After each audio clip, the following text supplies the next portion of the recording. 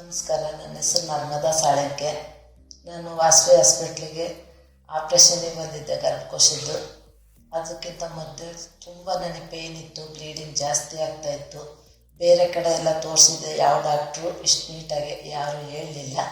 Nisha ma'am 1 ತಿಂಗಳೊಳಗೆ ಎಲ್ಲ ಹೇಳಿ ಸರ್ಜರಿ ಮಾಡಿ ತುಂಬ ಚೆನ್ನಾಗಿ ಮಾಡಿದ್ದಾರೆ. ಓಡಾಡೋಕ್ಕೆಲ್ಲ ತುಂಬ ಇದಾಗುತ್ತೆ, ಪೇಯ್ನ್ ಇಲ್ಲ, ಊಟ ಮಾಡ್ಬೋದು, ಓಡಾಡ್ಬೋದು, ವಾಕಿಂಗ್ ಮಾಡ್ಬೋದು, ಯಾವ ತೊಂದರೆನೂ ಇಲ್ಲ. 7 ಡೇಸ್ ಅಷ್ಟೇ ಆಯ್ತು ನಂದು ಆಪ್ರೇಷನ್ ಆಗಿ, ಆದರೂ ಲವಲವಿಕೆಯಿಂದ ಇದ್ದೇವೆ. ತುಂಬ ಚೆನ್ನಾಗಿ ನೋಡ್ಕೊಂಡು ನಿಶಾ ಮೇಡಮ್ಗೆ ಥ್ಯಾಂಕ್ಸ್ ಹೇಳಬೇಕು. ಎಲ್ಲರೂ ತುಂಬ ಚೆನ್ನಾಗಿ ನೋಡ್ಕೊಂಡ್ರು, ಪೇಷಂಟಿಗೆ ಟ್ರೀಟ್ಮೆಂಟ್ ಚೆನ್ನಾಗಿ ಕೊಟ್ಟರು.